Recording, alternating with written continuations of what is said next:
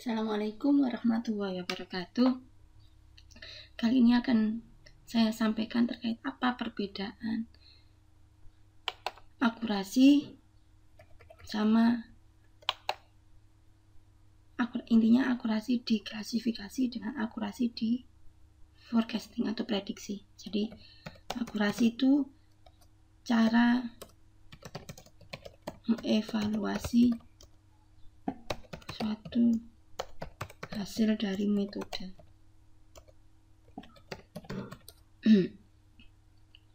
Akurasi itu sering dipakai untuk klasifikasi. Cara kerjanya bagaimana? Ini contoh ya. Contoh, saya hapus semua ini dulu. Misal saya melakukan klasifikasi pada citra di sini, misalkan saya citra ya. Kalau di konten sebelumnya saya membahas terkait ini apa CNN ya. Kalau di maaf ya. Nah,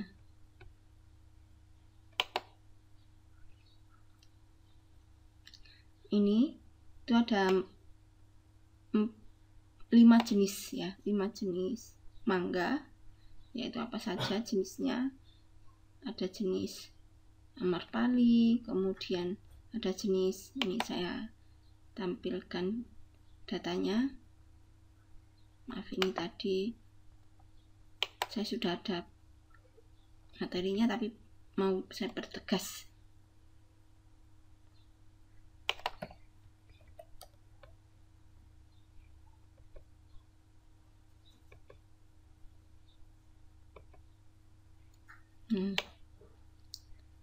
Ada jenis Amarpali, Alphonso, Ambika, Austin, Ken. Nah, yang dimaksud dengan akurasi dari klasifikasi itu misal saya punya data aktualnya. Data aktualnya itu yang saya pakai untuk uji coba.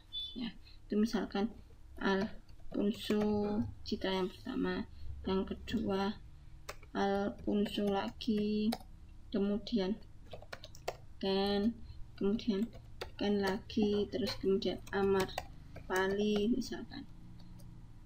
Nah, dari data 5 ini ya, data nomor 1, nomor 2, nomor 3, nomor 4, nomor 5 itu waktu saya uji coba hasil dari metode tersebut, hasilnya adalah misalkan yang ini adalah Alphonso,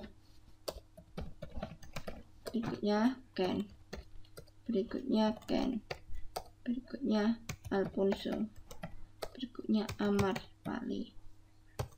Nah, maka yang dimaksud dengan akurasi itu membandingkan antara data aktual terhadap hasil prediksinya, atau mengecek apakah ada kesamaan antara hasil ini, hasil dari klasifikasi atau hasil dari performa metodenya terhadap aktualnya. Jadi kalau ini sama, maka kan bernilai benar. Oh, benar. Kalau tidak sama berarti kan bernilai 0. Nah, kalau ini sama lagi berarti kan bernilai benar.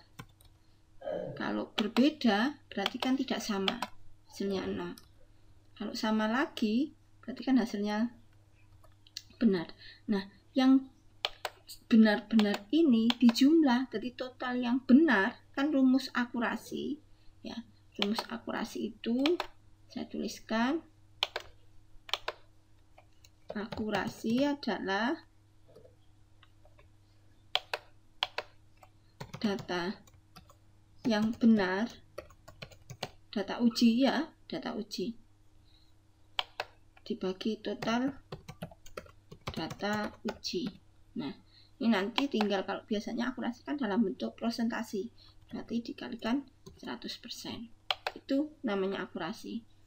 Nah, akurasi ini berarti kalau kita hitung, oh yang benar itu dari sini itu ada 3. Total data yang diuji ini 1 sampai 5, berarti ya udah 3/5.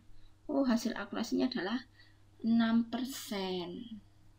Maaf, dalam bentuk presentasi berarti 60%, ini dalam bentuk persen. Nah, berarti 60%. Itu kalau akurasi. Jadi cara mengevaluasi suatu hasil dari model itu bisa menggunakan akurasi itu untuk klasifikasi.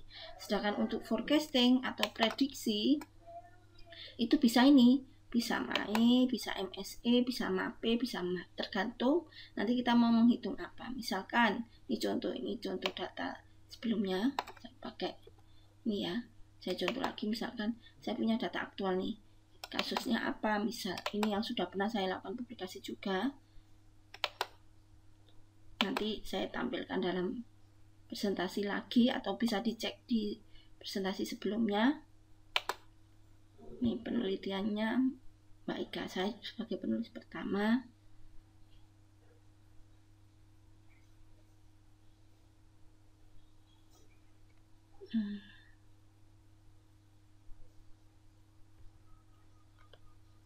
Ini ya,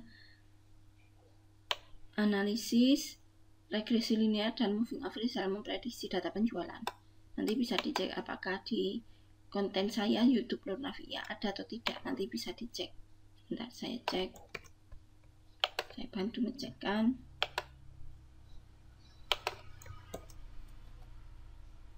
Nggak ada.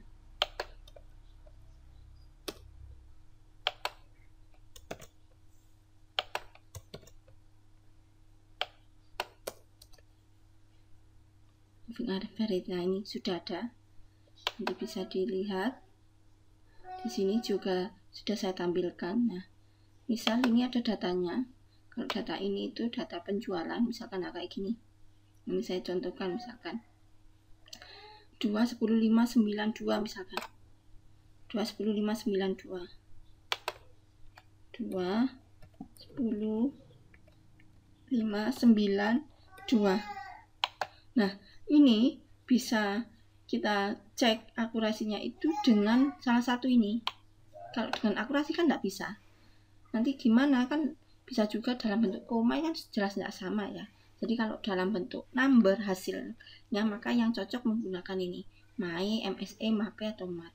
Nah, misal ini hasil prediksinya, ini misalkan 3, ini misalkan 9, ini misalkan 6, ini misalkan 9,5 misalkan. Atau nggak mungkin dalam koma, misal saya pakai 10, ini misalkan 2. Nah, yang dimaksud dengan MAE, nah saya pakai MAE ya ini, maka rumusnya itu ini ada Y sama Y caping.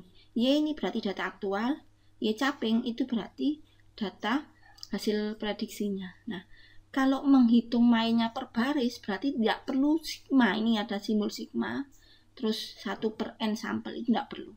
Cukup Y dikurangi Y aksennya atau Y capingnya. Berarti saya punya Y-nya berapa, diabsolutkan, data aktual dikurangi data hasil prediksi, seperti ini. Nah, ini per baris ya, per baris.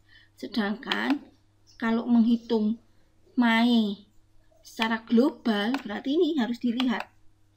Ini harus dilihat ada simbol sigma. Sigma itu berarti dijumlahkan, terus dibagi total data sampelnya. Berarti ini dijumlah,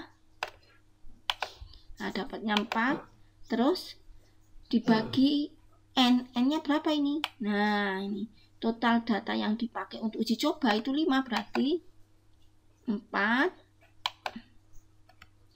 dibagi 5. Nah, hasilnya berapa? MAE itu nggak perlu dalam bentuk presentasi, nggak perlu, cukup dituliskan seperti ini, yaitu nilai rata-rata selisihnya. Oh, nilai rata-rata selisihnya berarti 0,8.